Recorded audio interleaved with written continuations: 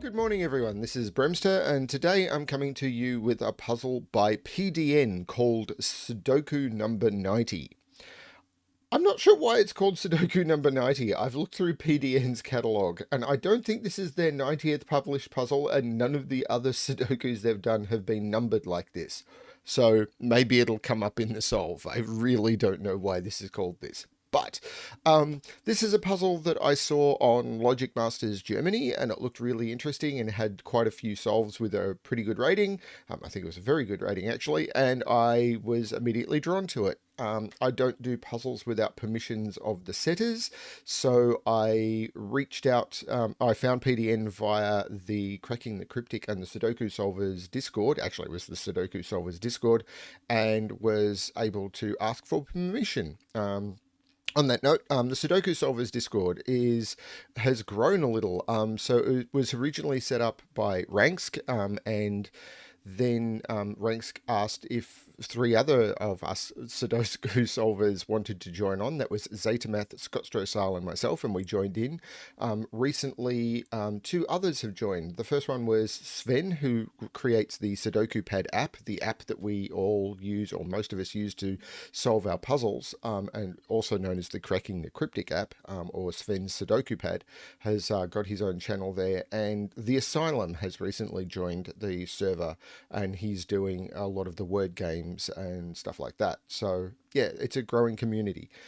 So there will be a link to there below where you can also join in if you want to join the BremSter discussion, where you can discuss the March of the Quads, which is relevant a little bit to today because there are quads in this puzzle. The March of the Quads pack it must be close to the end of March. I think this will be coming out on the 28th or the 29th of March. Yeah, so it doesn't mention it in the pack, but if you submit solution codes by the end of March, yeah, well, by the end of March, you'll be in the running for a copy of the Enthralling Sudoku PDF, or Enthralling Sudoku book by Ashish Kumar, which is 120 handcrafted Sudokus of different variants. I think they're all standard variants, and I would say they're all approachable, but not gas level. So they're not all easy, but they are all good puzzles for honing your skills with the variants. So there's Thermo, there's Killer, there's Arrow, and there's 30 classics in there, which are all excellent. And it's a book that I spent several weeks on, and I learnt a lot from it. So it's an excellent book. So if you win it, congratulations, and if you don't, I highly recommend going and buying it. Anyway, on to this puzzle, Sudoku number 90 by PDN. There are a few rules in play. So normal Sudoku rules: in every box, in every row, and in every column, the digits 1 to 9 must be placed without repetition. Each of these blue diagonals must also contain a set of the digits 1 to 9 without repetition. So this is a diagonal Sudoku as well. We have killer cages. In these cages, the digits placed in the cages must sum to the digit in the top left corner. Quadruple clues and killer cages often don't like each other very much. You can't see the top left corner. So a 9 has been placed at the top of this cage to represent the 9 total for this cage. Clues outside the grid indicate the sum of the digits along the diagonal.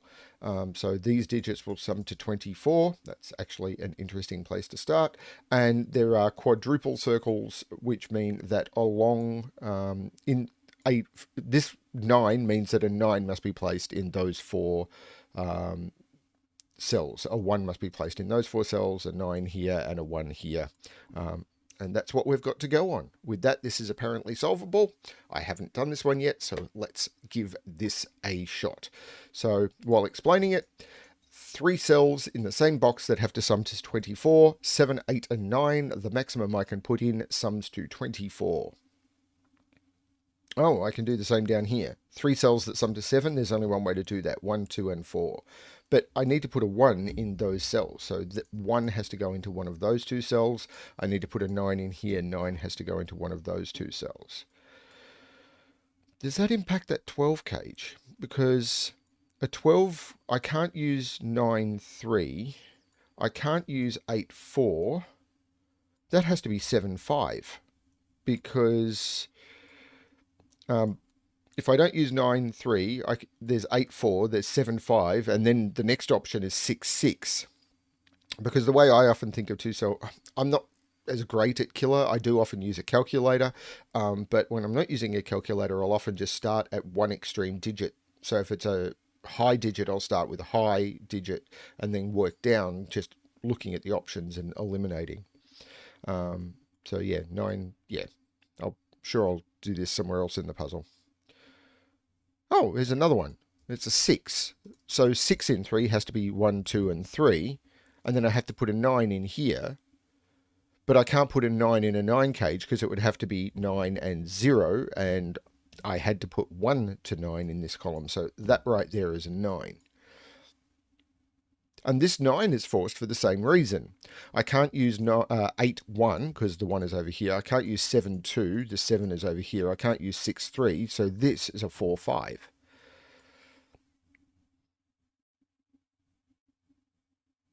Oh, and of course, there's another one here. 23 is 6, 8, and 9. That's the only way to make 23 in 3 digits. So those become a 1.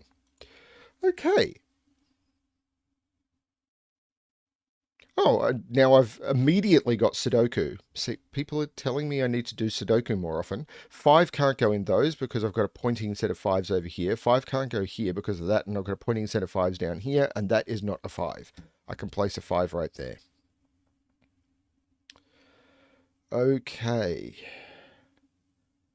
So I've used the little killer clues and the quadruple clues already pretty much. So that just leaves me with this diagonal and the killer cages. That's a little daunting. Okay.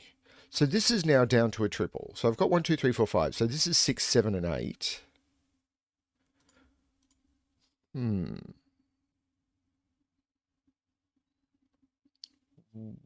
Where... this middle box... the diagonal is going to come into effect a lot. I've just got to figure out where.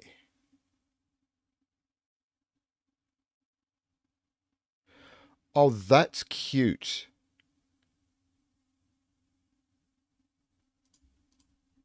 One of those two cells has to be a 9. 9 because is not on the diagonal here. 9 is not on the diagonal here. And the reason for that is it was forced out of that cell by the 7, but had to be in this quadruple. It was forced out of that cell by the 6, but well, it had to be there because of the quadruple in the cage. So it's there and in one of those two cells. So not on the diagonal in those. So it has to be on the diagonal in these two, in this box. But if I was to put a 9 into a 3-cell 10 cage, I'd need to use 1 and 0, which is not possible. So 9 is in here. I can do the same with 1s along here. But I could go 9, 1, 6, I think. So that's not... But what that does, putting a 1 in here, I'm pretty certain forces this cage. Because 10 without 1...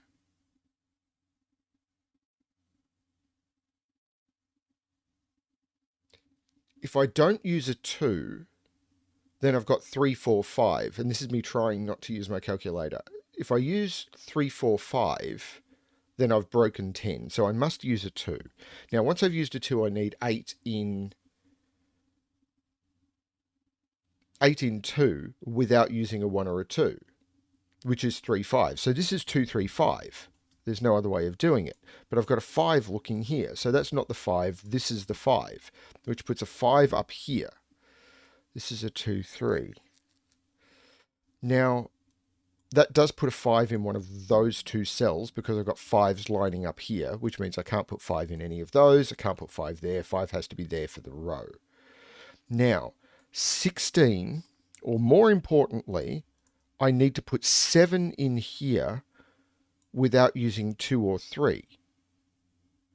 And the only way to make 7 is 1, 6, 2, 5, or 3, 4. So now this has to be 169, and the only place I can put the 1 is there, which means the 9 has to go there, and that has to be the 6. That is very clever. 1, 2, 3, 4, 7, and 4, 7, and 8 go in here. That is a very nicely designed interaction in that box. Now that takes 1 out of there and out of there.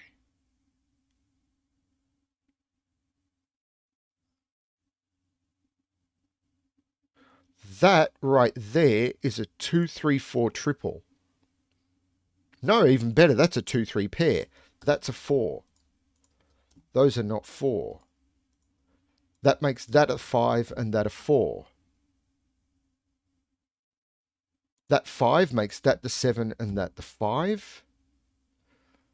That 7 takes 7 out of there. And this has to be a 6 or an 8, which is all that's left on that diagonal. That's very well done. And now I can't put... Well, I could never put 6 or 8 on those. Well, I could never have put 6, 8 there because I've got 6, 8, 9 locked in there. But now 6 can't go into that cell either. Because if I do, I knock 6 out of both of those. This 7 resolves this. This becomes... Oh, this is just a nice, sweet interaction of diagonals with other constraints. So there's no 6 in those. There's no 6 here.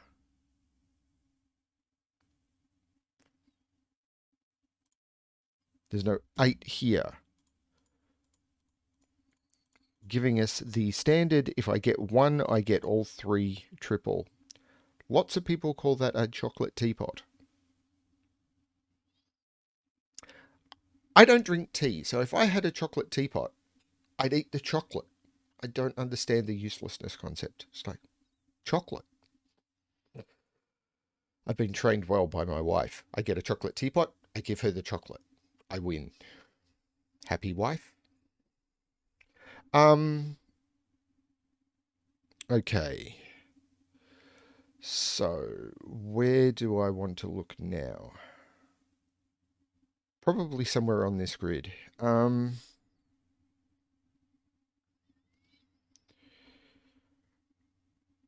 This is a triple. 3, 6, and 9. But this one can't be the 9 because of the quadruple.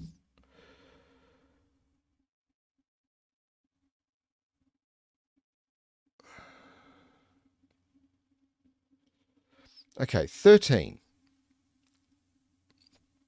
So 13 is either 9, 4, which I could do, 8, 5, which I can't do, 7, 6, which I can't do. So this has to be 4, 9, which resolves this. All of a sudden, this yummy chocolate teapot is no longer...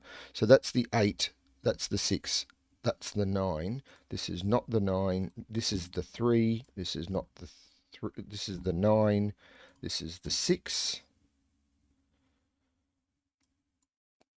That resolves this 7 and this 8, which resolves this 9 and this 7.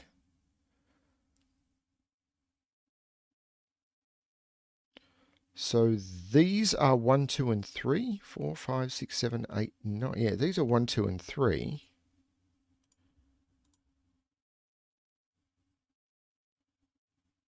I possibly have this diagonal to mess with. This is not the 1. So the 1 is up here.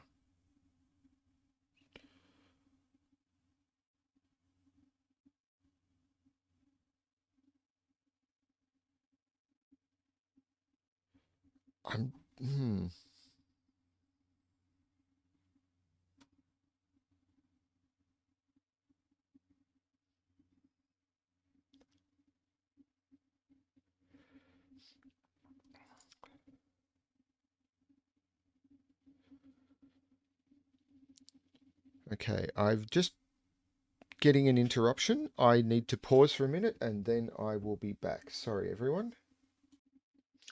Okay, sorry about that, everyone, but real life intrudes. Now, where was I? Okay, so I'm not sure where I was, so let's look at the grid and try and figure something out. Okay, well, looking at the grid, I'm looking for Sudoku and I'm seeing some. I have pencil marked 5s here and a 5 here. That puts a 5 on this diagonal. Does that give me anything on the diagonal? No, I already had 5s off this diagonal. Well, that 5 is looking at that, so that's a 5. Can I continue with 5s?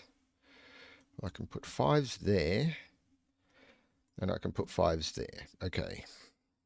So what am I missing on this diagonal? I've got 1, I need 2, 3, 4, 7 and 8. Is that right? 2, 3, 4, 7, 8. Could be. So that can't be 7 or 8. That can't be 8. So 8 has to go in here, so it's not here. That's not 7 either. So this is a 2, 3, 4 triple. So this is a 7, 8. And this is the 4, which makes this the 9 and makes this the 4. That's quite nice. That's not 4 either. So this is a 2, 3 pair. That is the 4, which puts 4 up here. 4 is right there. That's got to put some limits on this, doesn't it? 8 is in here. 8 is in one of those two. And the reason 8 is not here is because I cannot make this 8, 1. What can this be? It can't be 8, 1. It could be 7, 2 in that order. It could be 6, 3 in this order. And it can't be 5, 4. So they're the only options. Okay. This is a triple. So I've got 1, 4, and 7. This is not 4. This is not 1. It's also not 7. So this is the 4. So started at the wrong place on my eliminations.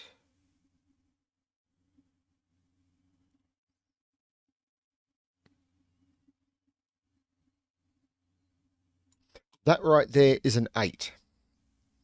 And the reason that is an 8 is I need to put an 8 in this column somewhere because I couldn't put it in those because of the pointing 8s.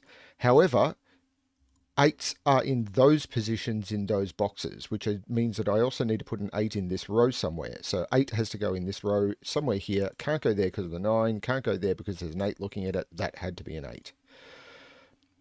So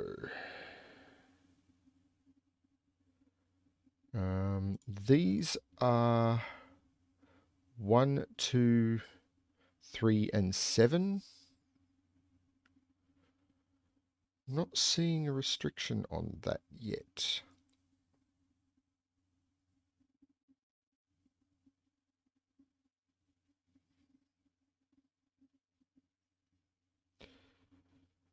That can't be a 6, but I need to put a 6 in this row. So 6 is in one of those two, which puts 6 down here, because in this row 6 has to go in one of those two, which means in this row 6 has to go in one of those two, so that is a 6. What did I miss here? Because I had 1, 2, 3, 7. Oh, I had an extra one left over I hadn't seen. So this is 1, 2, 3, 7. Huh. I definitely missed something there. I've got nothing in this box. Should I be looking here? 9s have to go in there. 6s have to go in there. 8s are in there, but I'm not seeing. 3s are in those. 4 is right there, because I've got a bunch of 4s looking in it. That's going to give me and that gives me the 4 up here. Okay, cool.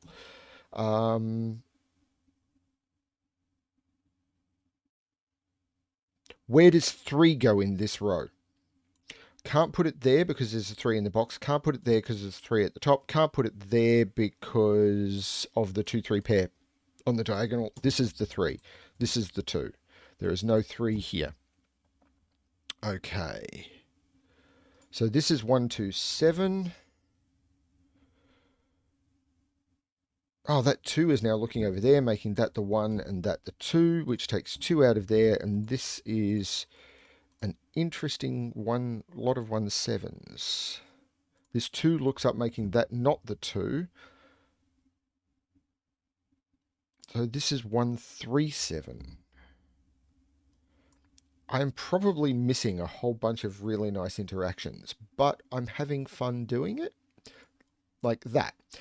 Why is it as soon as a digit is given in the grid, a bunch of us solvers become completely immune to it? It's like it doesn't exist. That's the 1. That's the 2. That's the 3. That's the 1. It is not the 1. That's the 7. That's the 1. That's the 7. That's the 3. That's the 8. That's the 7. I've seen this happen so many times, and I have no idea. And it's not just me. I've seen other solvers do it too. Where do I look now? This is a triple, which is 2, 5, and 7, without that one being a 5. That one's not a 7.